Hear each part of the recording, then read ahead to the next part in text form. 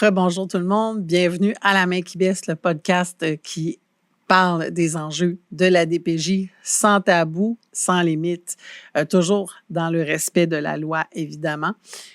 Aujourd'hui, on a le plaisir pour l'épisode 2 d'accueillir des anciennes intervenantes à la DPJ. Donc, d'abord, on a eu Isabelle Landry, qui est fondatrice de Trauma sans tabou, Wake Up Call, qui donne aussi à des ateliers de compétences parentales et qui est très active sur TikTok, qui est aussi autrice de plusieurs livres sur l'intervention à la DPJ. On a par la suite reçu en virtuel Mélanie Barabé, qui est la fondatrice d'Au cœur de l'arbre, qui nous a donné un énorme don pour être capable de faire ce podcast-là, qui est un répit, un endroit de répit pour les parents dépassés et pour les jeunes qui ont des gros défis dans la vie. Et on a eu Caroline Chaput, une ancienne intervenante à la DPJ, qui est aujourd'hui une évaluatrice en compétences parentales de façon, justement, pour la cour. Donc, qui est venue nous parler de son expérience. Les membres Patreon, restez à l'affût. Vous avez un segment spécial pour vous à la fin sur justement comment gérer son stress, être capable de gérer son stress en situation DPJ. Donc, si vous avez besoin d'outils, ces dames-là ont eu la grande générosité de vous offrir quelques pistes en Patreon. Bienvenue au balado La Main qui berce. La Main qui berce, c'est un projet de coopérative et un balado pour venir en aide aux familles en grande difficulté au Québec, aux jeunes en réinsertion sociale, aux jeunes sous tutelle de la DPJ. On parle de la DPJ, on touche aux sujets sensibles, et ce, sans tabou, sans jugement, dans la bienveillance. Car la main qui berce l'enfant est la main qui gouverne le monde.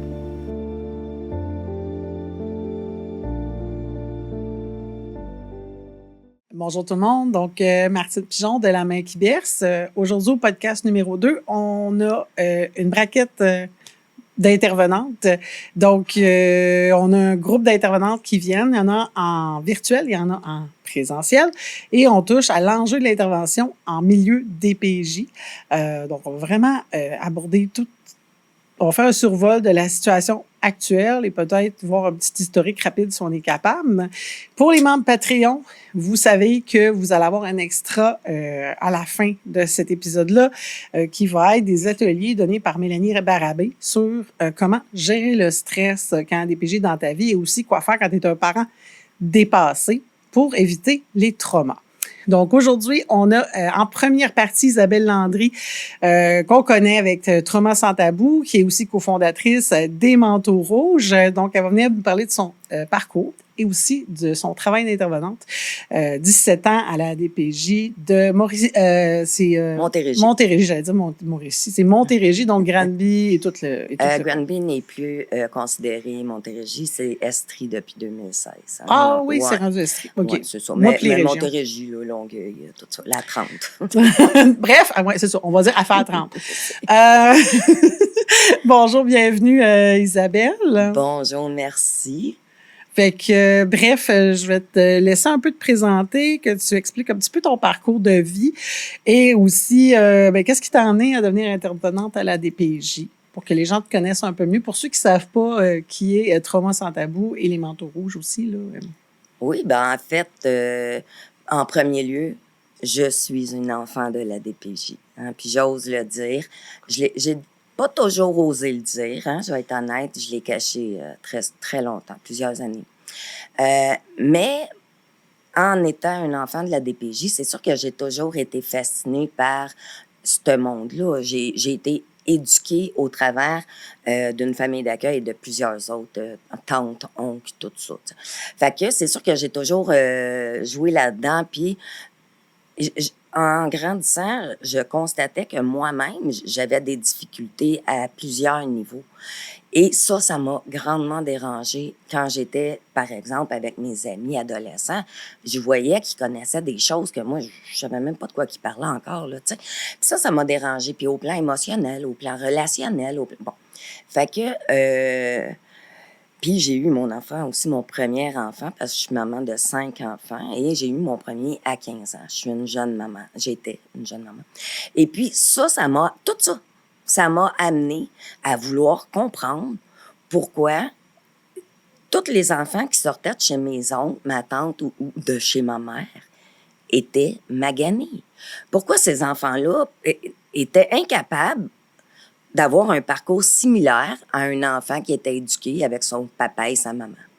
Bref, en premier lieu, ça a été ça. Et j'ose dire que je ne voulais pas d'enfants à adolescente. Mais tu me dis, excuse-moi de te couper, je m'excuse.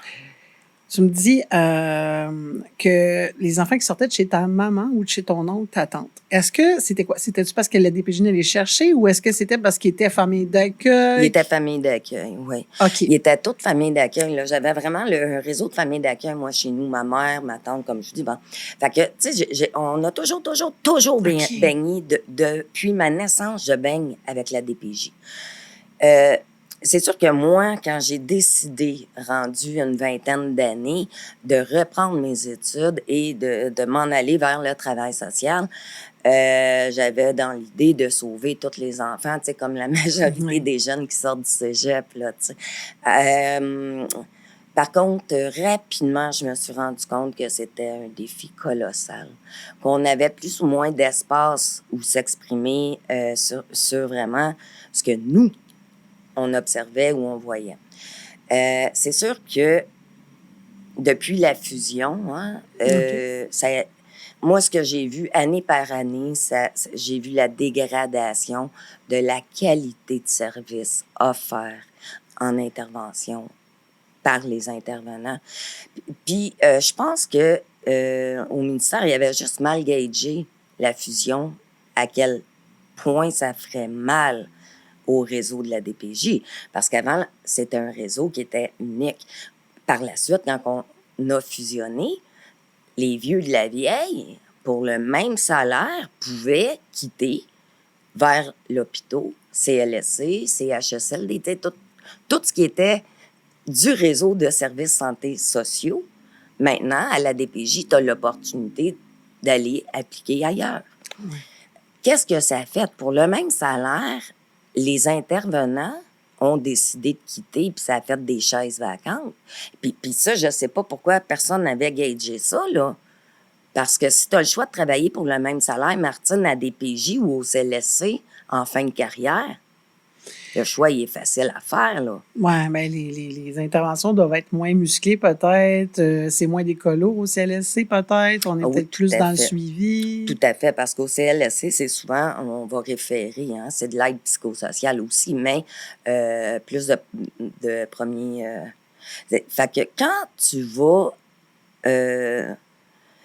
Quand tu regardes le tableau complet de tout ça, là, depuis la fusion, je parle, ce que ça a fait, c'est en 2017, à peu près, là, il y a eu une embauche massive au centre jeunesse. Hein? Il y a des jeunes qui sortaient de l'université. Et du cégep. Beaucoup du cégep. Puis c'est correct, c'est correct. C'est toutes des bonnes intervenantes avec plein de potentiel. Là où ce que moi, j'ai pu observer là, la dégradation et tout ça, je vais être très honnête, c'est que le meilleur outil d'un intervenant, là, c'est lui-même.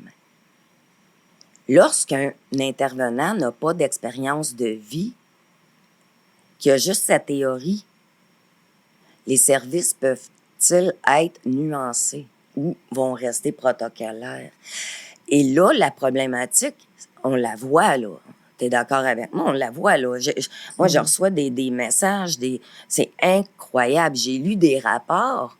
Il y a de la falsification sur le papier. Et donc... Bien, ce qui s'est passé à Mauricie, Centre du Québec, on a 140 quelques dossiers, que ce n'est que ça, c'est de la falsification de dossiers pour faire adopter des bébés. Bon, on va en parler à l'épisode 4, d'ailleurs. Moi, j'ai des parents, depuis qu'on a fondé La Main qui baisse, j'ai des parents, hey, j'ai besoin d'aide. On n'est pas encore tout à fait équipés, mais je suis sensible à la détresse. Mais en même temps, comme, à un moment donné, on se sent démuni, on se dit, bien, qu'est-ce qu'on peut faire? Parce que c'est de la falsification de preuves, comme tu l'as dit, c'est du parjure. Totalement, là. Puis le parjure est accepté, puis le oui-dire est accepté. C'est pas du parjure, c'est quelqu'un d'inquiet. Exactement. Puis, tu sais, là, je pense que ce que ça fait, ce manque de maturité émotionnelle-là chez nos nouveaux arrivés à la DPJ, ça fait que les familles peu importe de où ce qu'ils viennent, ça, c'est plus pris en compte, là. C'est ça qu'on veut d'une famille, puis c'est ça que vous devez donner comme encadrement. C'est pas... On ne peut pas travailler dans cette optique-là en relation d'aide parce que la souffrance ne se calcule pas. Ouais. Hein? Puis l'apprentissage, combien de parents j'ai dû jusqu'à leur montrer à laver une bolle de toilette? Ils avaient juste jamais appris. Mais ces gens-là, aujourd'hui, on ne les accompagne plus. Puis depuis le projet de loi 15, ils La arrachent les primauté enfants. parentale est complètement... Elle compte plus là, dans le système. Là. Non, le parent est plus pris en compte. Puis ça, c'est malheureux parce que, Martine, selon moi, pour avoir une société en santé forte, il faut que les plus vulnérables brisent leur cycle. Mm-hmm. Bien, le trauma de intergénérationnel. Exactement. Puis présentement, ce qu'on fait à la DPJ, on met des petits plasters sur des brûlures profondes. C'est ce qu'on fait. Puis moi, j'ai observé ça, là, je te dirais, les 8-9 dernières années. Puis ça s'en allait comme ça. Et d'ailleurs, tu sais, c'est pas parce que je veux planter tout de suite mon livre, mais ça fait 12 ans que c'est écrit, ça. Oui, mais j'aimerais ça qu'on le voit à la caméra. Ça, c'est un des 2 livres que tu as fait. Le Ouais. moindre mal, qui est ton histoire à toi. C'est mon histoire à moi que je décortique avec des mots que la DPJ elle-même utilise auprès des parents pour expliquer les traumas, pour expliquer.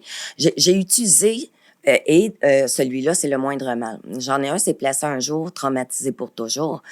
Dans le Placé un jour, traumatisé pour toujours, que je n'ai pas aujourd'hui parce que j'ai pas reçu ma commande, j'expose les failles du système de placement de la DPJ. Et je crois avoir fait une très bonne analyse en 17 ans. J'observe depuis très longtemps. Tu sais, j'ai voulu volontairement ne pas rester sur ma chaise, sur un poste. J'ai été au traitement des signalements. J'ai été à l'interne. J'ai été éducatrice externe, interne, ado, enfance, application des mesures. J'ai été intervenante à la qualité des suivis des familles d'accueil. J'ai bougé. J'ai essayé de faire le plus de départements possible pour, justement, quand j'ai écrit mon autre livre, qu'il soit le plus... Ben, que ce soit le portrait qui se rapproche le plus au système de placement actuel. OK. Parce que c'est sûr, je vais faire des petites références dans le passé. J'ai été en famille d'accueil puis j'ai été adoptée, là. Fait que, tu sais, c'est sûr, je fais des références au passé. Mais c'est vraiment les failles que j'expose de mes 17 ans de travail, que j'ai pu observer. Et tous les traumas qu'on cause, hein, qu'on ajoute aux traumas que ces gens-là ont déjà. Puis là, en abolissant comme la primauté parentale, ces gens-là, là, ils étaient déjà couchés à terre avec un couteau dans le dos en train de mourir. Puis là, on vient juste appuyer un peu plus sur le couteau. Hein? Puis on l'enlève un peu, on perche, puis on le remet. Là. Exactement. On joue avec ces parents-là, c'est incroyable. J'ai vu une jeune intervenante de mes yeux dire aux parents, « T'as plus de visite. Tu veux pas me le signer, le papier? T'en as plus de visite. Même que tu me signes le papier, tu me le ramèneras, je te remettrai des visites. » C'était un papier de quoi? C'était pour... Une autorisation quelconque. Là, j'ai pas vu le papier, tu sais, mais je suis bureau à côté, là, tu sais. Avec des horreurs, là, que j'ai entendues, que j'ai vues, que j'ai... Tu sais, moi, je fais pas... J'ai démissionné en janvier, OK? Après 17 ans. Ça, là, c'est une partie de mon cœur, là, de mon âme, quoi, que je m'arrache moi-même volontairement.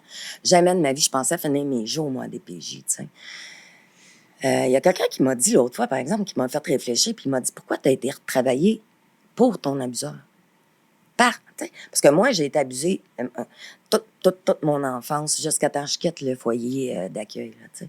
Puis ça a été ça pour plusieurs jeunes qui ont passé là aussi. Puis ça, moi, je me souviens dans le temps, quand je disais à Mathias, ouais, tu sais, écoute, Isabelle, si t'en parles, ça se peut qu'on te change de famille d'accueil. Mais moi, c'était ma famille, là. J'avais plus mes autres parents, là. Fait que, tu sais, déjà, à l'époque, ça marchait déjà un petit peu sur le carré. Tu sais, Un petit peu coercitif, du genre, si tu dénonces puis qu'on met la très police là-dedans, coercitif. Aujourd'hui, ça va être pire, genre? exact. Oh my Ben, God. dans le fond, moi, là, j'avais peut-être 6-7 ans. Là, puis, tu sais, t'as le choix. On peut le dire, ce qui est arrivé, mais tu vas perdre ta famille. Là. Mais un enfant de 7 ans, là, La famille est bien plus importante. C'est c'est le seul pilier qu'il y a. exactement. Puis, moi, je pensais pas sortir mes livres là, avant ma retraite. Là, tu sais.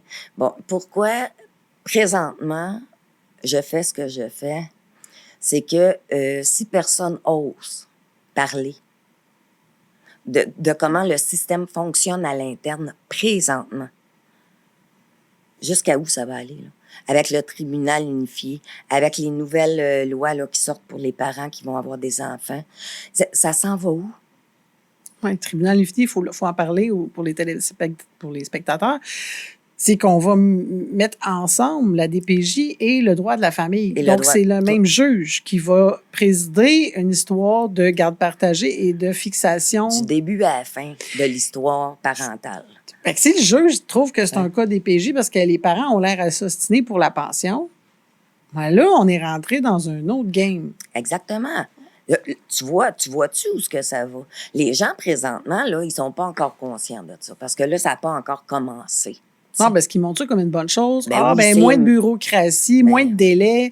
Non, mais attends une minute. Ben, c'est moins de délais, mais là, les délais pour l'adoption, ça va être aussi facilitant, là. Tu sais, il faut essayer de voir les deux côtés d'une médaille, là. Tu sais, puis ça, en parlant de ça, les nuances. Hein, les nuances. Les jeunes intervenantes, comme je disais, là, qui entrent. Puis quand je dis jeunes intervenantes, là, ça peut être aussi des intervenants de 30 ans, mais qui arrivent à la DPJ. Parce que quand tu arrives à DPJ, tu t'attends pas de vivre ce que tu vis à DPJ. Tu sais, je veux dire, il y a des cas nécessitant la DPJ, là. On se le cachera pas, j'ai vu des horreurs, Martine, durant mes années de travail. Par contre, c'est des cas très rares.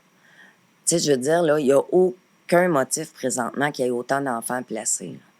Puis là, c'est sûr, c'est un roulement. Puis tu sais, j'en parlerai pas trop parce que je sais que ta 4e émission, ça va être les bébés roses. Mais il reste que c'est inquiétant. Puis il va falloir que quelqu'un se questionne par rapport à ça. Parce que là, il n'y a plus d'adoption internationale. Ils ont coupé ça parce qu'à cause de la COVID, tout ça. Mais là, tu sais que tous les gens qui étaient sur cette liste d'attente-là, mais ils veulent aller à l'interne, ils veulent un bébé absolument. Oui, mais ils sont devenus banque mixte. Ils ont créé une entente avec la DPJ. Fait que là, qu'est-ce que ça fait? S'il y a une liste d'attente, hein, il y a une demande. Ouais. Ben, s'il y a une demande, il faut une offre. Hein, l'offre, la demande. On est rendu d'un marché, là. Exactement. On les prend où, les bébés? Fait qu'à ta 4e émission, j'ai bien hâte de l'écouter parce que ça risque d'être fort intéressant. Moi, là, je te le dis, là, je dis pas... Là, je vais le dire, là, je dis pas vol de bébé,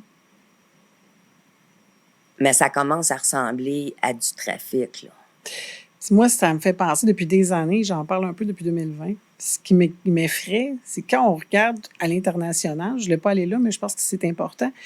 On a un cas dans les années 70 dans le cône sud de l'Amérique latine, en Argentine, en Bolivie, au Chili, où des membres d'une majorité gouvernementale ou d'une minorité, mais en force, sont allés chercher des enfants de gens qui estimaient être des terroristes, des gens de gauche, des gens des bidonvilles, des pauvres, des complotistes. Et ces gens-là sont morts, évidemment. Et ces bébés-là ont été adoptés. Il n'y avait pas moyen de trouver qui est affilié à qui. Et là, est né les Madres de la Plaza de Mayo, les mères et les grands-mères, Abuelas et Madres de la Plaza de Mayo, les mères et les grands-mères de la Place de Mai pour manifester et essayer de récupérer les bébés. Puis c'est grâce à elles qu'on a le brin d'ADN aujourd'hui, d'ailleurs, parce que c'est elles qui sont allées, comme à New York, chercher...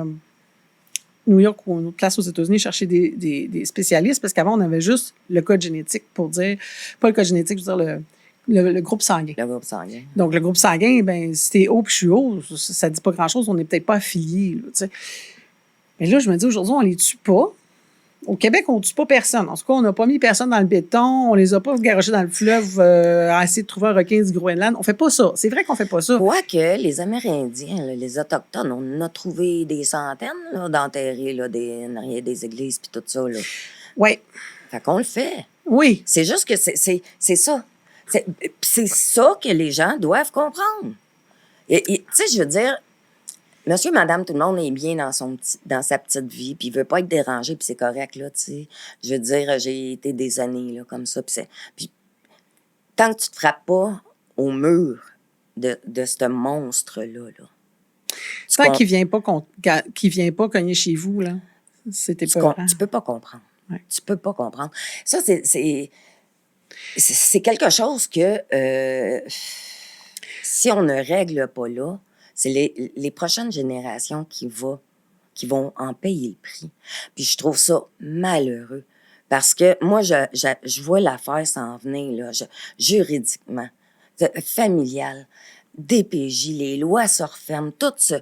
Non. Puis ils disent que c'est pour l'intérêt supérieur de l'enfant. Ça, c'est rendu quoi, là? C'est une nouvelle mode, là.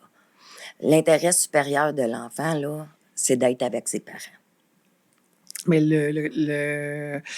la commission Laurent, c'était un peu ce qu'elle a statué à un moment donné, les Régine Laurent, dire que l'intérêt supérieur de l'enfant, c'était de garder le lien avec la famille bio. Et pourtant, et puis on monté ce projet-là suite, c'était pas un projet, c'était une commission d'enquête suite à l'histoire de la petite fille de Granby. Oui. Et puis, je sais pas si toi, c'était dans tes années, si tu travaillais là ou si tu étais en maladie, là, je sais pas. J'étais là, si mais tu sais, des commissions, ben bon, des commissions. C'est des papiers. Puis c'est beaucoup, beaucoup d'argent pour les contribuables, là, ça. Ouais. Des milliards de dollars. Mais tu sais, tu comprends-tu que c'est correct, des commissions, puis c'est correct, les papiers, mais il va falloir s'asseoir, là. Il va falloir, tu sais, clairement, il veut pas parler aux jeunes, puis il l'a dit, là. Il dit, c'est pas une bonne affaire. Même moi, je veux pas lui parler. Non, mais il va falloir s'il veut pas parler aux jeunes, qu'il vienne parler à une intervenante qui est une ancienne jeune qui a vu la réalité, là, à l'interne. Parce que là, ce qui se passe, c'est catastrophique. Puis je suis pas la seule, là. À l'interne, là, le monde le nomme ouvertement. Mais c'est ça c'est ça qui me bug. Ça, je voulais à tomber là-dessus, c'est que il semblerait que ça se parle d'un corridor qui, voyons, sont bien de la chenoute. Ils ont besoin d'une paye. Puis ils ont peur. Parce que moi, là, je nommerai pas le bureau, mais il faut que je fasse attention. Ouais, non. Mais on va dire ça comme ça, on va savoir quand même c'est où. Le dernier bureau où j'ai travaillé, je te fermerai ça, là. Je l'ai nommé pendant plusieurs mois que ça n'allait pas dans ce bureau-là.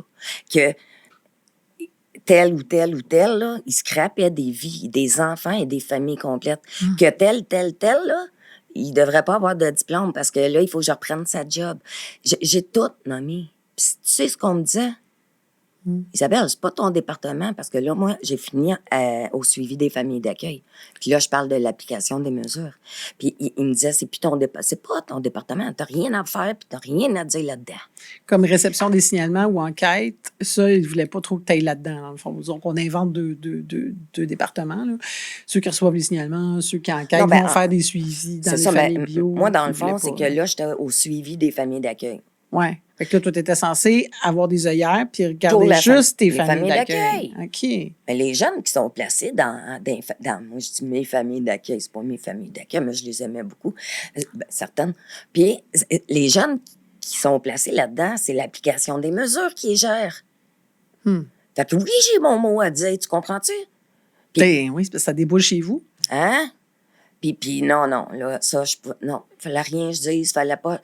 Fait que après ça, je me suis dit, OK, moi, jouer smart, mais aller voir les personnes directement pour lui dire. Il y en a un qui n'aurait pas fallu j'y aille voir. Ah, il n'a pas aimé que tu lui dises en pleine face que ce qu'il faisait, ça ne marchait pas? Ça a viré contre moi, là. Puis je vais te jurer, quand un bureau décide de mettre quelqu'un d'un coin, là. Ah non, mais si c'est une culture d'intimidation en milieu de travail, d'harcèlement en milieu de travail, puis que c'est institutionnalisé. Écoute, tu sais, là, de défaire quelqu'un, puis moi, je connais ma qualité d'intervenante, puis j'ai même pas peur de le dire. Je la connais, puis on m'envoyait là où il fallait des bras, puis tu sais, c'est correct. C'est correct. Mais pourquoi c'est pas correct que quand je vais voir une personne pour lui dire, écoute, dans tel dossier, si tu n'es pas capable de donner l'offre de service, retire-toi parce que tu me nuis, là. Il allait visiter les roulottes de mes familles d'accueil au lieu de mettre des projets d'éducation, puis des tableaux d'émulation, puis tu sais. Oui, mais c'est ça, j'ai l'impression, j'ai beaucoup de parents qui se plaignent, je rebondis sur ça. J'ai des parents qui se plaignent comme, hey, la DPJ me promet des affaires, me promet mère et monde, ils me promettent, Effectivement. et ils me promettent de m'aider, gérer le Mhm. trouble d'opposition de mon enfant. Là, on parle des familles bio parce que les familles d'accueil, c'est le prochain épisode. Puis d'ailleurs, on va en avoir 3. Moi, tu sais que j'ai été très longtemps intervenante aux familles d'accueil. J'ai Ils accrédité des ont-tu tant de familles. l'aide que ça? Ou Sais-tu comment quoi? ça marche? OK.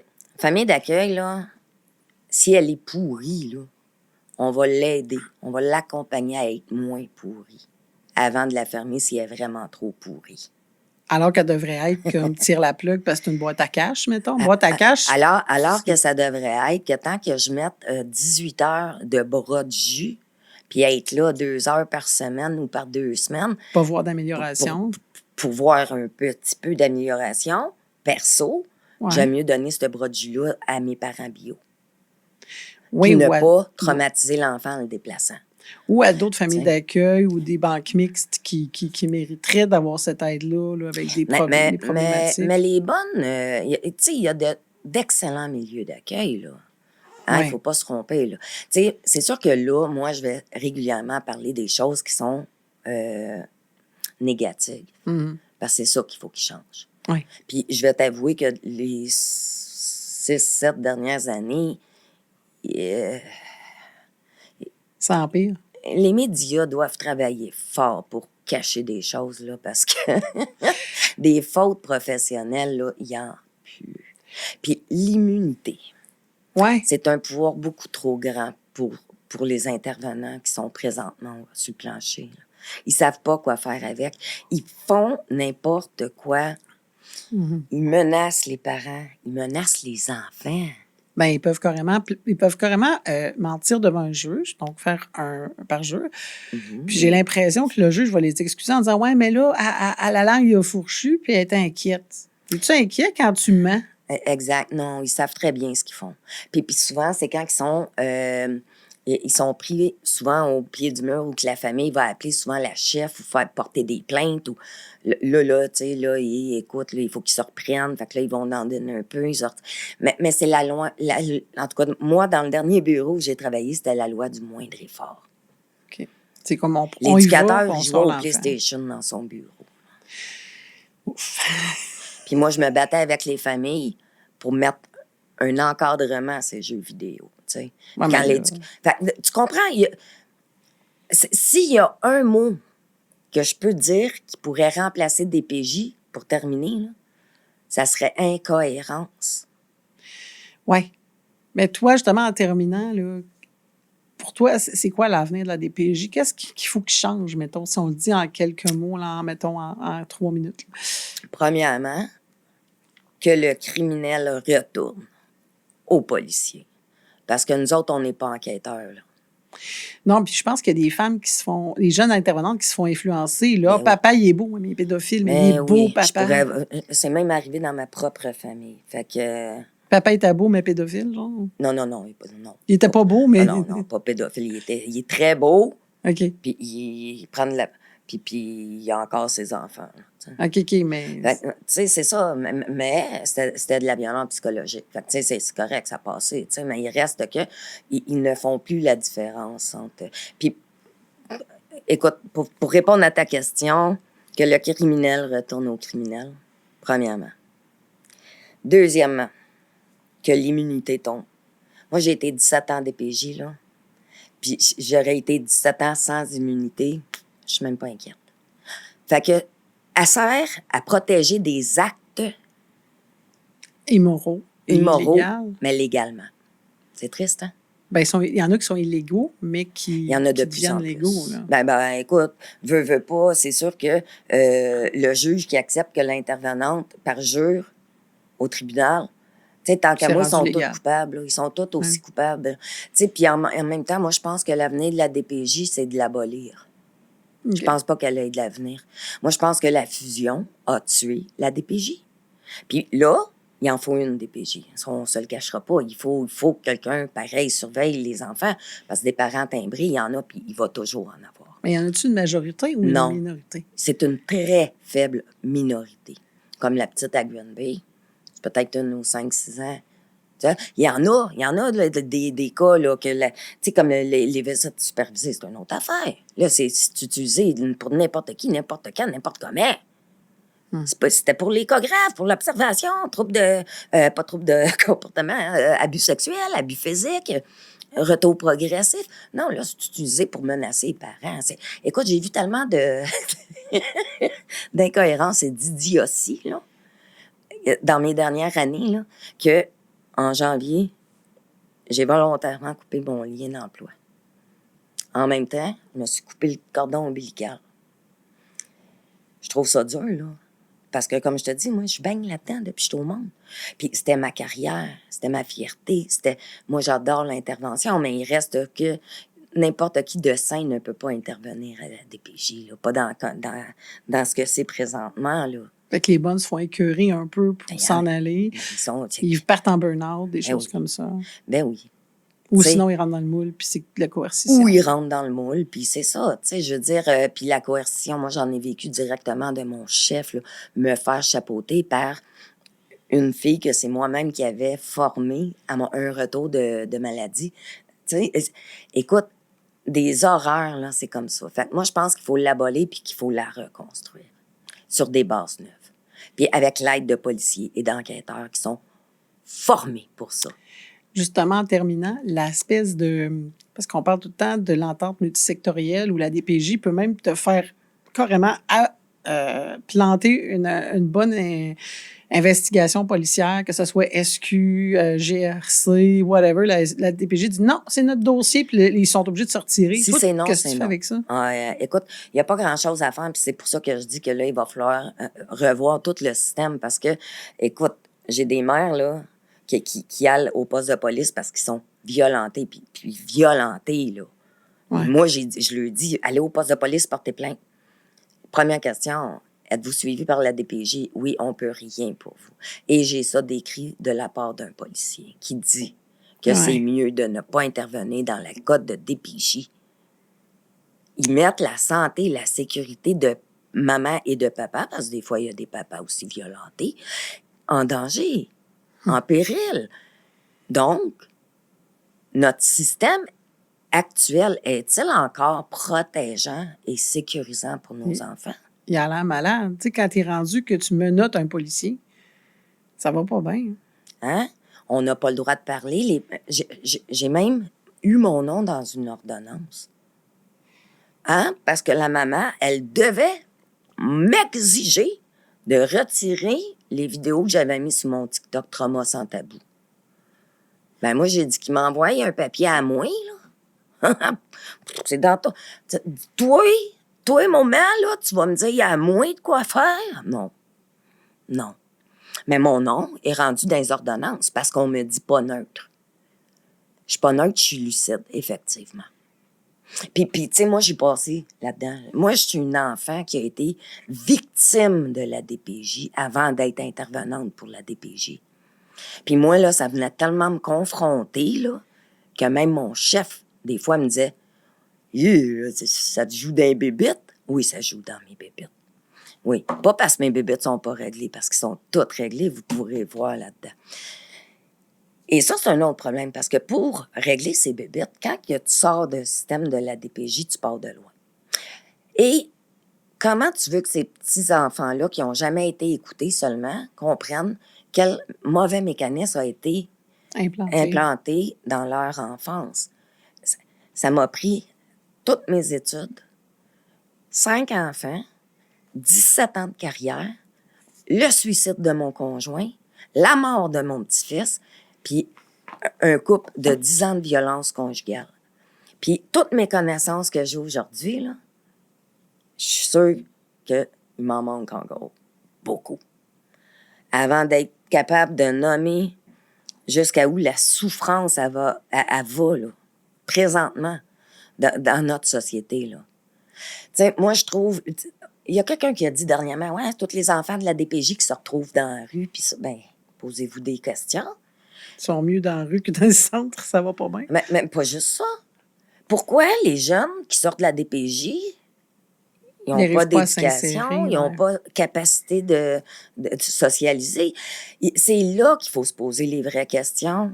Bon, on va voir les ex-placés en épisode 5, d'ailleurs. Oui, j'ai hâte. Donc, en tout cas, ben merci beaucoup. Puis là, en deuxième partie, ben, on a Mélanie Barabé avec Caroline Chaput, qui est une ancienne TS aussi. Aussi, oui. Hey, écoute, merci, ça m'a fait plaisir d'être ici. Puis je ne t'ai pas me réinviter, j'en aurais tellement plus long à dire. Là. J'essayais de catégoriser le plus important, mais j'imagine que j'ai oublié une centaine de choses. Là. Mais merci, puis bravo. Oui, ben moi, je suis super contente. Écoute, on apprend à se connaître, puis je suis super contente de te connaître aussi. Là.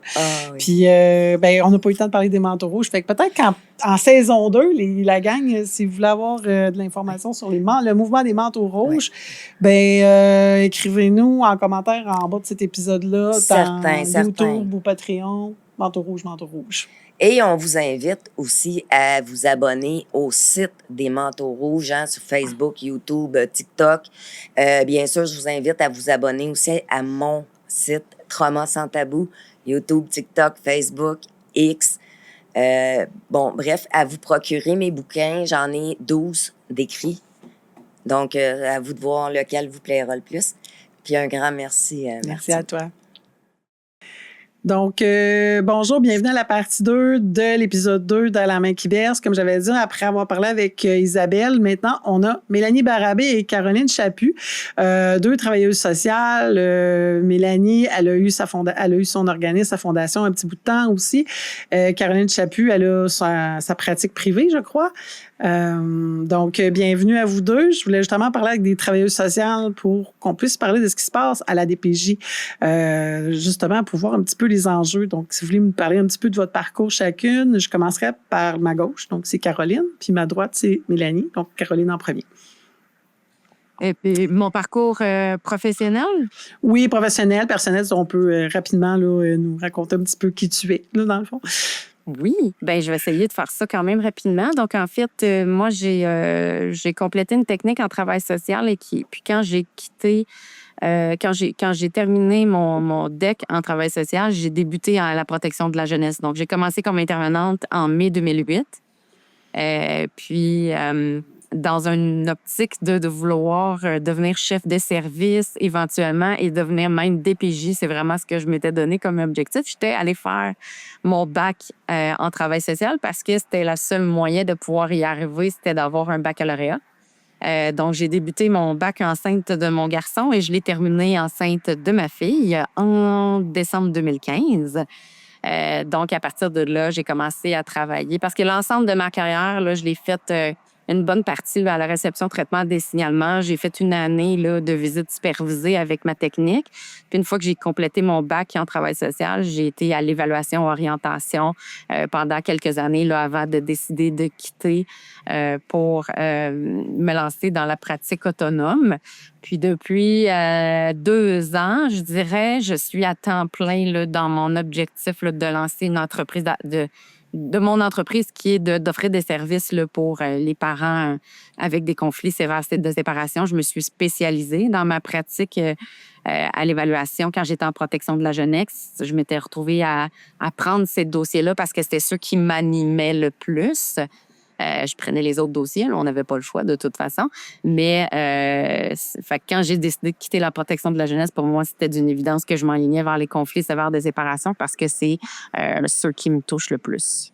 OK. De ton côté, Mélanie, c'est super intéressant. Je vais avoir plein de questions par rapport aux conflits sévères de séparation, justement. Mélanie, de ton côté. Mélanie Barabé, travailleuse sociale. J'ai dans le fond, j'étais à l'université, je suis bachelière. J'ai fait une année à l'application des mesures à Montréal en début de carrière. Puis après ça, j'ai quitté. Et j'ai travaillé plusieurs années dans le réseau de la santé, là, dans un CLSC à l'époque, dans un CIS aujourd'hui.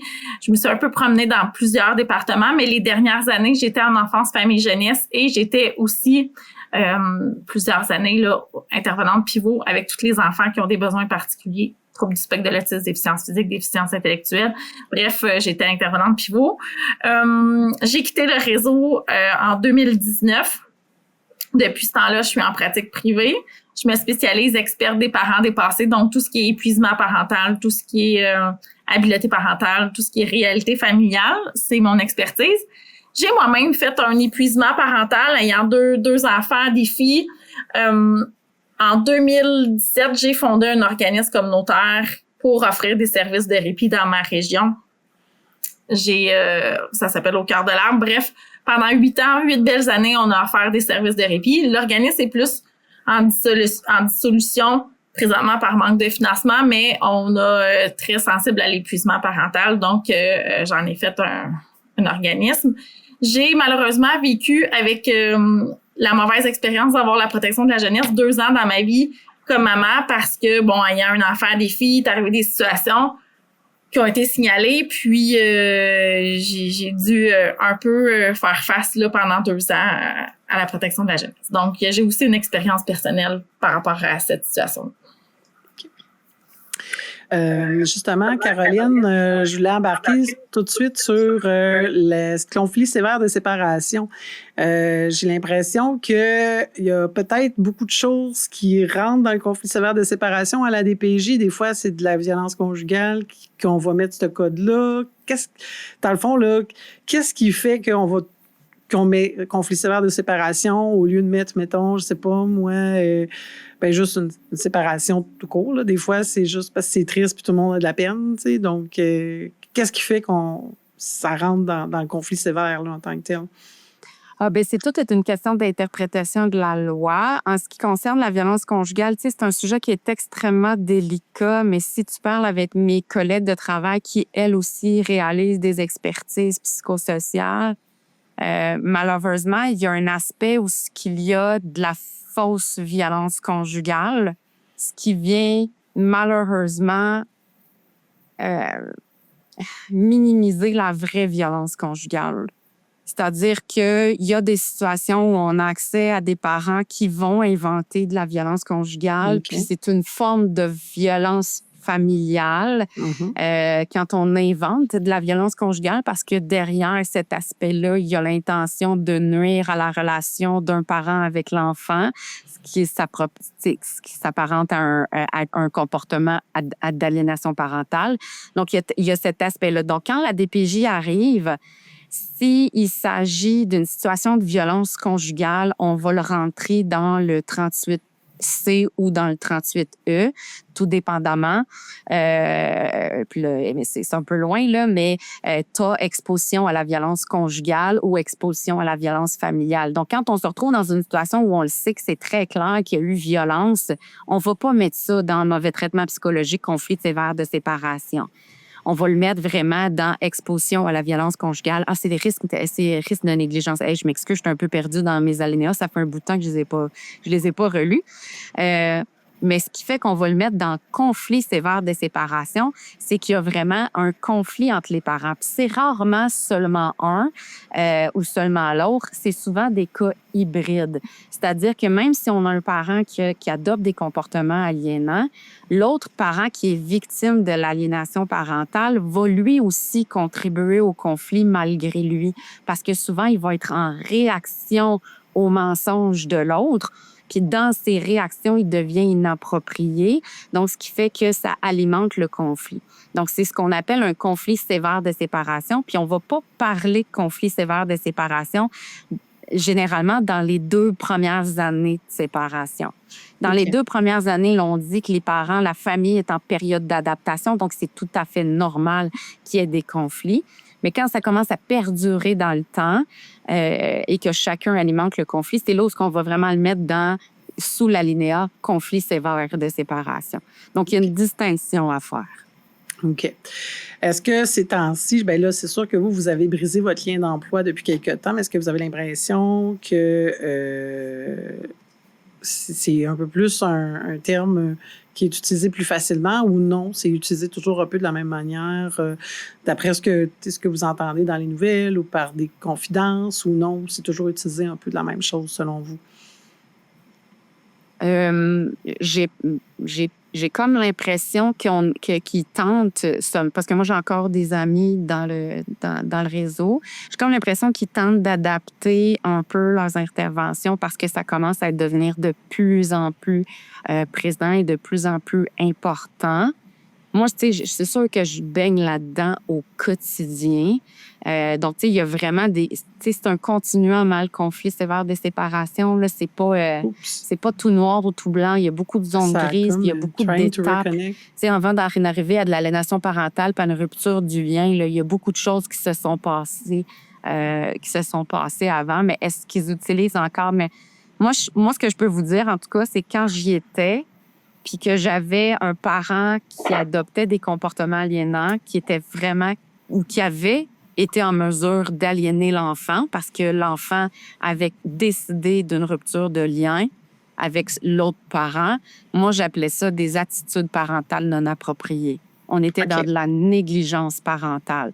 Parce que quand l'autre parent n'alimente pas le conflit, je peux pas lui attribuer un conflit sévère de séparation.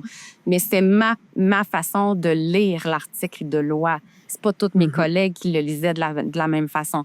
Mais moi, j'arrivais à venir défendre mon point, puis à venir dire, bien là, moi, j'ai un parent qui n'adopte pas de comportement pour alimenter le conflit sévère de séparation, mais j'ai un autre parent qui, lui, adopte tous les comportements aliénants qui ont mené vers une rupture de lien. Donc, à ce moment-là, on est dans de la négligence, dans des attitudes parentales non appropriées et non pas dans un conflit. Parce que dans un conflit, ça en prend deux pour valser. On peut pas valser tout seul. Donc, on est plus dans une situation d'abus et non pas de conflit. L'abus, c'est toujours la même personne qui se fait taper dessus mentalement ou quoi que ce soit. OK. Justement, est-ce qu'il y a des choses... Qu'est-ce qui a fait que vous avez arrêté toutes les deux de travailler pour la DPJ? Est-ce qu'il y avait des choses que vous avez dit, ouais, je verrais ça autrement, ou parce que vous sentiez que vous étiez au bout de ce que vous vouliez expérimenter? Qu'est-ce qui vous a amené vers autre chose? La pratique privée, entre autres. Ah oui, c'est vrai. Mais non, il n'y a pas de problème, pas de problème. En fait, moi, j'ai fait 1 an à l'application des mesures, mais je sortais de l'université, j'étais à Montréal, à Verdun, et je peux le dire avec toute humilité, je n'étais pas outillée, pas d'enfant, faire face à de la pauvreté, criminalité. Quand que tu sors de l'école, tu sais, ça en est un enjeu. Moi-même, je me sentais pas outillée vis-à-vis le parent confrontant qui me disait, moi, je veux voir mon enfant à tout prix. Je manquais d'expérience, clairement, je manquais de... c'est ça, je manquais d'expérience, j'avais pas d'enfant à ce moment-là. Donc, je suis déménagée, là, j'ai eu le père de mes enfants m'a dit, ça tente un changement de vie? Je suis déménagée dans une autre région. J'ai été embauchée par le réseau de la santé et services sociaux, mais plus c'est laissé anciennement, le 6. Puis, ce qui m'a fait quitter le réseau de la santé, c'est les transformations, tout ce qui est les fusions, toutes les valeurs organisationnelles actuellement du réseau. Depuis qu'il y a eu des changements, moi, mes valeurs concordaient plus. Donc, à un moment donné, j'ai quitté parce que j'étais toujours en confrontation de mes valeurs. Fait que c'est la raison pour laquelle je suis partie en pratique privée. J'aurais jamais pensé à partir en pratique privée parce que je suis très communautaire dans mon approche, mais c'est les valeurs du réseau actuellement là, qui concordaient plus. Et toi, Caroline, qu'est-ce qui t'a fait dire que que tu avais fait le tour et que tu as décidé de partir en pratique privée? Oui, bien en fait, tu sais, je pense qu'en vieillissant aussi, il y a une partie, comme Mélanie vient de le nommer, où on se questionne sur nos valeurs. Hein? On grandit, on a des enfants, on évolue, puis on se questionne sur nos propres valeurs. Moi, en ce qui me concerne, ce qui est arrivé, c'est que je me suis retrouvée en épuisement professionnel. Je me suis retrouvée un matin où j'ai juste mis ma main sur la poignée de porte, puis j'ai fait une crise de panique en arrivant au bureau. Et là, ça a été vraiment l'élément déclencheur qui a fait en sorte que là, j'ai pris conscience que c'était allé trop loin. Puis c'est parce que j'avais vécu une série d'événements dans les semaines qui avaient suivi. C'est-à-dire qu'on m'avait menacé de venir chez moi. Je me suis retrouvée dans le service où j'étais, dans le CIS où j'étais, il y avait eu une assignation massive. Donc, normalement, tu te fais assigner un dossier par semaine. Donc, tu as un quota à remplir là, de 52 dossiers par année. Puis, là, la liste d'attente était trop longue. Donc, ils ont décidé de faire une assignation massive. Donc, tous les intervenants qui étaient à l'évaluation recevaient de 6 à 8 dossiers d'un coup dans leur charge de cas. Et en même temps, il y a eu la situation de la petite à Granby. Donc, c'était en avril 2019. Là. Donc, tu sais, moi, de mars à juin 2019, j'ai vécu une série d'événements qui a fait en sorte que j'ai tout a lâché. Puis là, c'est que tu t'en rends pas compte par toi-même. Là, c'est qu'à un moment donné, ton corps, il t'envoie plein de signaux d'alerte, mais tu les vois pas. Puis c'est ça qui s'est passé, c'est que je les voyais pas. Puis c'est quand j'ai vraiment fait une crise de panique en mettant ma main sur une poignée de porte. Oui, puis ma chef de service a été victime d'un accident de la route et elle n'a pas été remplacée. Puis quand on est à l'évaluation, ben tu as des rencontres régulières là, aux 2 semaines avec ta chef de service pour revoir ta charge de cas. Puis là, on venait de recevoir une assignation massive. Donc, tu as beaucoup de dossiers qui reposent sur tes épaules. Puis la pire affaire qu'un intervenant peut vivre en protection de la jeunesse, c'est qu'il y a un enfant qui meurt dans sa charge de cas. J'arrêtais pas de le dire. Puis là, on l'a vécu. Ben oui, live à le la Québec télé. au complet l'a vécu, là, on s'entend. Là. Puis c'est ça. Donc, je suis partie en arrêt de travail. Puis c'est le syndicat qui avait dit à une de mes collègues, ben ça ressemble pas à un arrêt de travail, ça ressemble à un arrêt CNSST. Donc là, j'ai fait une demande CNSST. La CNSST a refusé. L'employeur a minimisé ce que j'ai vécu. Donc, moi, ça a été comme un coup là, extrêmement grave parce que je faisais comme, attendez un peu, là, ça fait des années que je travaille pour vous, que des fois, je vais travailler la fin de semaine puis que je compte même pas mes heures et que je vais partir sur des urgences parce que vous n'avez pas d'intervenante de disponible. Je vais revenir, moi, ça m'est déjà arrivé, là, revenir un vendredi soir là, à 11 heures parce que j'étais allée placer une jeune à 45-50 minutes de chez nous parce que l'intervenante qui était supposée prendre le dossier, elle pouvait pas parce qu'il y avait un conflit d'intérêts. Tu sais, fait que là, tu fais comme moi, je fais ça, puis vous, de votre côté, vous reconnaissez pas. Tu sais, j'étais pas une intervenante, j'étais pas une intervenante qui était plaignante, qui voulait pas travailler, là, vraiment pas, au contraire. Fait que ça a fait en sorte que... Puis à un moment donné, on m'a parlé de mes statistiques. À un moment donné, on m'a dit que je remplissais pas la demande alors que je revenais d'un arrêt de travail. Puis là, puis la pandémie aussi. Là, la pandémie, moi, j'y étais encore là quand il y a eu la pandémie. Puis c'est comme, j'avais pas le droit de m'occuper de mes propres enfants pour pouvoir aller m'occuper de ceux des autres. Fait que ça a manqué beaucoup d'humanité. Puis je comprends là que, tu sais, je veux dire, tout le monde a géré la pandémie du mieux qu'il pouvait là. Tu sais, fait que mais tu sais, c'est une série d'événements qui a fait en sorte qu'à un moment donné, j'ai fait comme, là, ça va faire. Tu sais, moi, quand on m'a menacé de venir chez moi, tu sais, ce que je disais... Ça? C'était-tu un parent? C'était un parent qui vous avait menacé? Oui, par des parents. Par des parents qui n'avaient pas le droit d'être ensemble avec leur enfant. Donc, ils étaient comme, ben on va aller chez toi. On va aller vivre avec toi. Fait que tu vas pouvoir nous superviser. Puis là, il m'avait dit qu'elle allait trouver mon adresse puis tout ça. Oui, c'est ça, exactement.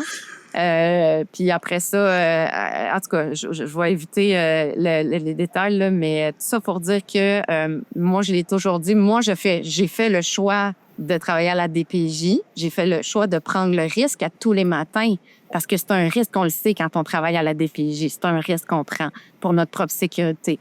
Mais mes enfants, eux, par exemple, ils n'ont pas fait ce choix-là. Puis c'est à moi de les protéger. Fait que, bien que rationnellement, je savais qu'il n'y a personne qui allait débarquer chez nous. Mon petit coco intérieur, là, lui, il avait peur. Mon petit coco intérieur, il avait vraiment peur. Puis la série d'événements que j'ai vécu puis qui m'a amené vers un arrêt de travail a fait en sorte que je n'étais plus la maman disponible que mes enfants méritaient d'avoir. Fait que c'est ce qui a mené vers... Tu sais, c'est une série d'événements qui a mené vers... OK, non, c'est pas eux autres qui vont prendre soin de moi. Donc, il a fallu que je me rende jusqu'au tribunal administratif du travail pour qu'on reconnaisse que ce que j'avais vécu avait pas d'allure. Mais l'employeur s'est battu jusqu'à la fin pour venir dire que, ben non, c'est tout à fait normal ce qu'elle a vécu, là. Fait que, on tombe dans carrément de l'abus de pouvoir en milieu de travail un petit peu, là, étirer les règles, essayer de faire de la coercition pour pas mettre nos limites en tant que travailleur. Mais je pense que c'est ça, on a toujours un peu peur en tant que travailleur de mettre sa limite, là. Toi, Mélanie, ton expérience avec la DPJ de ton côté, tu l'as dit, c'était plus dans tes valeurs au bout d'un an. Les enjeux que vous avez vus, justement, les enjeux que vous avez pu voir par rapport à la DPJ, avant de partir, vous, qu'est-ce qui vous a le plus confronté? Vous avez dit, OK, non, ça, c'est un problème, ou ça, c'est quelque chose qui doit changer, ou ça, on n'est pas protégé pour ça, ou on n'est pas équipé pour ça. Qu'est-ce qui a fait que là, vous vous dites, oh mon Dieu, c'est tellement confrontant, cette partie-là du travail? Tu y aller? Ah. Moi, je vais y aller parce que, dans le fond, j'ai travaillé avec des intervenants de la protection de la jeunesse en collaboration quand j'étais dans le réseau. Puis, pour avoir vécu moi-même l'expérience, je dirais comme c'est un peu, ça rejoint ce que j'ai moi-même vécu. Moi, j'ai quitté parce que je savais que j'avais pas assez de bagages, mais souvent, c'est des intervenants peu expérimentés, peu de bagages professionnels, peu d'expérience, qui ont vécu, qui en ont pas certaines situations, qui n'ont pas tant développé les nuances dans des interventions. Donc, parce que souvent, il manque de personnel. Donc, il manque de personnel. Les intervenants quittent. C'est comme Caroline qui avait un bon bagage a quitté elle aussi. Donc, les intervenants outillés quittent, se ramassent avec des nouveaux intervenants, ce qui font en sorte que des fois, certaines décisions... Tu sais, la protection de la jeunesse, c'est une loi d'exception, puis ils se ramassent avec du pouvoir entre les mains qui, parfois, aurait dû être nuancé dans certains cas, dans plus de support. Moi, je pense que il y a certaines décisions, des fois, qui sont prises trop hâtivement ou certaines lois qui sont appliquées trop rapidement. Ça, c'est mon opinion. Ce que je vois aussi, c'est que ce que j'ai vécu par des parents qui me consultent, puis qu'actuellement, j'accompagne des parents, c'est que des fois, les parents ne savent pas exactement ce qui est attendu d'eux. Exemple, on leur dit, vous êtes des parents négligents, vous êtes des parents, mais on l'explique pas. C'est quoi être négligent? Tu sais, on veut que tu aies assez de vêtements, on veut que tes enfants mangent des repas santé, on veut... Donc, le parent se ramasse des fois avec... ils savent pas exactement ce qui est attendu concrètement là, dans des faits concrets. Donc, ça aussi, les nuances. Aussi, des fois, il y a des trous de service, tu sais, par des fois un roulement de personnel. Les familles, certaines familles qui ont besoin de la protection de la jeunesse, on se cachera pas, il y a certains, mais des fois, il peut manquer aussi d'accompagnement, ils peuvent manquer de suivi, il peut y avoir des trous de service pour plein de raisons. Donc, c'est un peu ce que j'ai observé, là.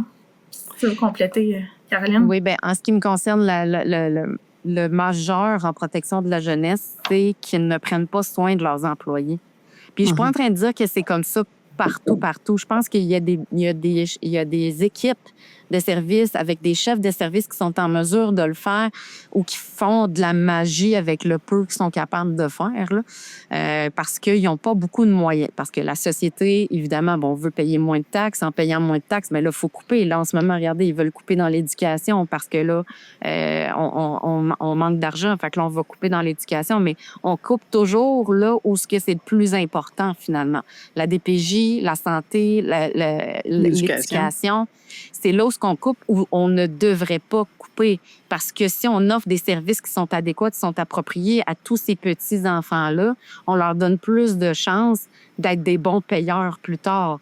Parce que, tu sais, si on offre un accompagnement à un enfant que de génération en génération, il y a eu de la négligence, puis que lui, on réussit à mettre, tu sais, comme société, à mettre tout ce qu'on est capable de mettre en place autour de lui pour briser ce cycle-là, mais lui va devenir un vrai payeur. Mais en coupant dans l'éducation, dans la santé, dans les services sociaux, dans la DPJ, qu'est-ce qu'on fait? Bien, on n'a pas le choix. On les néglige, ces enfants-là, tu sais, finalement. Mais tout ça pour dire que là, la plus grosse lacune, à mon avis, pour y avoir été pendant 13 ans quand même, c'est l'accompagnement. C'est comment on prend soin de nos employés. C'est ça qui fonctionne pas. Parce que si tu as des employés de qui tu prends soin, puis là, tu sais, prendre soin, ça peut être très, très large, là, tu sais. Il y a plein de façons de prendre soin, là, tu sais. Mais déjà, d'accueillir puis de reconnaître que ce que j'avais vécu avait pas d'allure, ben probablement que je serais encore là aujourd'hui, tu sais. Mais au-delà de ça, tu sais, moi, j'ai des collègues de travail qui sont arrivés sur un nouveau poste. Ils ont une charge de cas de 30 enfants, mais ils n'ont pas d'ordinateur, pas de ligne téléphonique. Mais ils ont déjà une charge de cas, par exemple, jour 1. Jour 1. Donc, il n'y a pas personne pour les accompagner, pour leur montrer comment... Moi, ça m'est déjà arrivé là qu'on m'avait installé, on appelle ça sur les lignes, là, à la réception traitement des signalements. Je revenais dans 2 ans, puis j'arrive, puis c'est comment? Bien, Caroline, tu es sur les lignes à 8h30. C'est parce que ça fait 2 ans que je suis pas là. Vous avez un nouveau système téléphonique, j'ai pas mes accès, j'ai comme pas rien. Comment tu veux que je prenne des signalements? Je sais comment prendre des signalements, mais il y a quand même des bases qu'il faut organiser avant. Puis je suis pas en train de mettre la faute sur le chef de service nécessairement. C'est juste que lui, il en a... Tu sais, les chefs de service en ont plein la tête, là. Ils sont débordés, ils ont des employés à gérer. Fait que, tu sais, la réforme Barrette nous a fait très, très mal, là. Tu sais, la réforme Barrette a fait très, très mal parce que là, c'est on coupe. Mais quand tu coupes, mais après ça, ben, tu sais, moi, quand je suis partie, là, on était 6 intervenants à partir entre février et mai sur une équipe de 12. Et là-dessus, là, la personne qui avait le moins d'expérience avait 3 ans d'expérience. Sinon, c'était tous des intervenants comme moi qui avaient 13 ans d'expérience et plus. On est 6 à avoir quitté sur une équipe de 12. Fait que c'est vous dire à quel point on n'a pas bien été soutenu. Fait que, tu sais, quand tu soutiens tes intervenants, ils restent. Là, actuellement, les intervenants d'expérience partent parce que la réforme Barrette a aussi fait ça, parce que ça a permis aux intervenants de la DPJ qui étaient à bout de faire comme, ben là, tant qu'à ça, je vais aller travailler dans le réseau, je vais aller travailler au CLSC ou à l'hôpital. Il y a moins de risques pour ma sécurité, moins de risques pour ma santé mentale. Je suis pas en train de dire qu'ils en vivent pas, là. Vraiment, vraiment pas, là. Je pense qu'ils travaillent très, très fort eux aussi. Mais ça a fait en sorte que les intervenants de la DPJ d'expérience ont fait ils ont traversé de l'autre côté, puis c'est tout. Fait qu'on a perdu beaucoup d'expérience. Puis de l'expérience, là, ça s'achète pas. Ça s'achète pas. Mais tu sais, l'intervenante qui sort de l'école, comme Mélanie, elle l'a dit tantôt, moi, quand je suis arrivée, j'ai été accompagnée, j'ai été soutenue, j'ai eu une intervenante qui m'a formée. Mais là, avec les années, ils avaient tellement plus le temps que ben, les nouvelles intervenantes qui sortent de l'école, il y en a beaucoup là, que je sais là, qui arrivent à DPJ, puis au bout de 3 mois, ils font comme non, c'est pas ça que je veux comme vie, moi. Là. Ils sont zéro soutenus, ils ont une charge de code 30, ils savent pas comment ça marche. Bien, c'est ça. C'est ça. Fait qu'on n'a pas le temps de développer l'expérience chez les intervenantes. Fait que les intervenantes, c'est pas de leur faute. Elles font du mieux qu'elles peuvent. Oui, puis à un moment donné, le discernement, tu sais, si tu n'as pas d'expérience, ton discernement est biaisé. Puis quand tu te fais pousser dans le dos en disant, ben là, excuse-moi, mais as-tu vu la banque mixte à côté? Parce qu'il doit y avoir ça aussi, cette espèce de liste de banque mixte interminable. Tu dois être comme, ben oui, mais là, je peux pas. Ils savent, ils sont censés attendre, là, tu sais, je peux pas lui promettre un bébé, là, je suis pas là pour promettre un bébé. Mais j'imagine que ça aussi, ça doit être une pression de dire, t'as-tu pensé à la banque mixte? Tu sais, pour ceux qui sont du côté des placements, j'imagine qu'il doit y avoir une pression énorme, là, rendu là. Décider si on retire un enfant d'une famille ou pas, sachant que tu as une liste de familles d'accueil qui sont là, qui est comme, ben nous autres, c'est vide, on n'a presque pas d'enfants, on est prêt à en prendre. Ça crée-tu une espèce de pression, ça aussi? Non, pas du tout. Ça, là, c'est la plus grande aberration que j'ai hâte qu'on enlève dans les médias pour de vrai, là. Puis je sais que j'ai entendu des trucs qui est arrivé là, à Drummondville ou je sais pas trop, là. Mais pour vrai, là, moi, j'ai placé des enfants, là, il me semble que j'ai fait ça une fois. Puis c'était avec la collaboration des parents parce que les parents nous disaient qu'ils allaient pas bien et que c'était dans l'intérêt de leurs enfants. Pour vrai, là, placer des enfants, on le fait vraiment pas de gaieté de cœur. Quand on a à le faire, on le fait pas de gaieté de cœur. Puis 2, moi, ça m'est arrivé des situations où j'aurais voulu placer puis que je me faisais dire non, on peut pas, on n'a pas de place. On manque de familles d'accueil. On manque de familles d'accueil. Donc, c'est pour ça que ça, c'est la plus grande aberration que j'entends. Là, moi, quand j'entends ils ont des quotas au placement, là, ça, j'ai le goût, je m'excuse, mais j'ai le goût de péter un plomb. Je suis comme, non, j'ai pas de quota. Je te garantis que ça change rien à mon salaire. Au contraire, c'est difficile comme intervenante. Tu sais, on a beau être des intervenantes, là, mais c'est pas facile de prendre la décision de prendre un enfant de le retirer de sa famille, de ses parents naturels, de ses parents biologiques avec qui ils sont, pour le transférer puis l'envoyer dans une famille d'accueil avec du monde qu'ils connaissent pas. Donc, quand on le fait, c'est parce qu'on n'a pas... C'est pas vrai, j'ai une autre situation parce que j'ai été obligée de le faire. Puis ça, fallait absolument le faire. Ouais. Mais c'est ça. Les 2 fois où ce que j'ai placé... 2 fois en 13 ans. C'est quand même pas beaucoup. C'est ça. Mais j'étais à l'Éval. Peut-être qu'à l'application de mesure, ils le font plus souvent, je sais pas.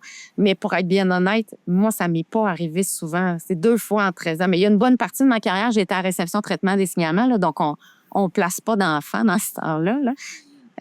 On procède pas à des placements, mais non. Pour répondre à ta question, là, j'aimerais vraiment ça que les gens qui t'écoutent, ils comprennent vraiment ça. Là. Je suis partie, là, je le dis en toute liberté, j'ai pas de pression nulle part. On ne reçoit pas de pression pour placer des enfants. Il y a même des situations où ce que je voulais placer parce que j'étais inquiète, puis je me faisais dire « Ouais, mais c'est un premier événement, on va attendre, peut-être que... » Puis finalement, peut-être que l'enfant a vécu encore plus de violence puis a fini par être placé plus tard, finalement. Mais tu sais, Martine, on va souhaiter, tu sais, ça se peut qu'il y ait des enquêtes qui sont faites. Il y a peut-être certaines régions où il y a eu justement de mauvais encadrement où, tu sais, tout va être mis en lumière, là, mais... Oui, Mauricie, centre du Québec, c'est ça, là. C'est depuis après l'histoire de la petite fille de Granby. Les choses semblent avoir changé, là, tu sais, depuis la petite fille de Granby. Je pense que ça a trop secoué le public, puis c'est normal. Donc là, peut-être qu'il y a eu des intervenantes qui ont décidé d'aller pour des retraits très rapidement avec des craintes, tu sais, des choses comme ça. Donc, oui, OK. Donc, pour le mot de la fin, parce que là, on est à la fin de notre segment sur l'intervention. Après ça, on va voir un segment, comme on a dit, qui était une formation super intéressante avec nos membres Patreon. Mais pour le mot de la fin, qu'est-ce que vous auriez envie de dire par rapport à la DPJ? Je vous laisse vraiment le mot de la fin, soit un souhait, soit un changement que vous devez... Un changement important que vous êtes là, il faut que vous changez ça. Ou, je vous laisse le mot. Moi, ça se résumerait vraiment, là. Mettez en application les recommandations de la commission Laurent. Madame Laurent et son équipe ont très bien compris étaient où les lacunes dans notre système. Puis, de ce que j'ai compris, pas grand-chose a été mis en place, mais je peux pas vraiment me prononcer parce que j'ai quitté au moment du dépôt du rapport. Mais ce que j'en comprends, il n'y a pas beaucoup qui a été mis en application. Mais si on mettait en application ce que Madame Laurent souhaite, ce qu'elle a proposé, puis c'est un travail très, très, très ardu et rigoureux qu'elle a effectué avec son équipe, puis qui a coûté cher aussi à la société. Mettons en application ces recommandations, puis pour vrai, là, j'ai vraiment l'impression que plus de positif va ressortir par rapport à la DPJ. Et toi, Mélanie? Mais en fait, c'est un peu dans le même sens, du sens comme je souhaite une réorganisation. Je souhaite que, parce que la protection de la jeunesse a sa raison d'être. Il y a des enfants qui ont vraiment besoin. Par contre, je souhaite que il y ait une réorganisation là pour que les choses soient mieux, que ce soit l'intervention un peu comme Caroline expliquait, mais que des enfants qui sont placés, tu sais, dans des centres jeunesse ou qu'importe, mais tu sais qu'il y ait une réorganisation et que oui, qu'il y ait de l'argent qui soit injecté parce qu'il y a certaines situations qui sont déplorables actuellement là, qui sont à dénoncer. Donc oui, je souhaiterais une réorganisation pour que ça soit mieux approprié. Là. Donc, merci beaucoup, mesdames. Là, ça va terminer notre segment qui était classique. Pour vous joindre, s'il y a des gens, vous êtes dans 2 régions différentes, je crois. Donc, s'il y a des gens qui ont besoin d'une évaluation de compétences parentales, je crois que Caroline le fait. Pour te joindre, ça serait quoi ton courriel ou tes coordonnées rapidement? Oui, en fait, les gens peuvent, surtout sur mon site web, ça s'appelle le Centre d'évaluation psychosociale, donc centreévaluationpsychosociale.com. Puis sur le site web, il y a beaucoup d'informations là, sur les expertises psychosociales, les services en lien avec les conflits sévères de séparation. Mais il y a un petit lien, là, cliquez pour prendre un rendez-vous, puis les gens peuvent communiquer avec moi à ce moment-là. Parfait. Et toi, Mélanie, comme tu es spécialisée justement avec des enfants qui ont des défis, les troubles d'opposition, on a parlé de l'autisme, d'autres défis, est-ce qu'il y a un moyen pour te rejoindre si un parent a besoin de coaching? On va faire un mini tantôt, avec plaisir. Moi aussi, j'ai un site web, mélaniebarabé.com. Sur Facebook, Mélanie Barabé, expert des parents dépassés. Donc, j'offre un 15 minutes là, d'appel gratuit où les gens peuvent m'expliquer leur situation. Je peux déjà donner quelques conseils, puis après ça, évaluer avec eux si oui, des rencontres plus spécialisées seraient bénéfiques. Donc, oui, par mon site web ou par Facebook. Parfait. Merci beaucoup. Donc là, on va tomber dans le segment Patreon, qui est la formation sur la gestion du stress et aussi comment un parent dépassé, là, entre autres, comment il peut faire pour un peu gérer la situation quand il y a la DPJ dans sa vie.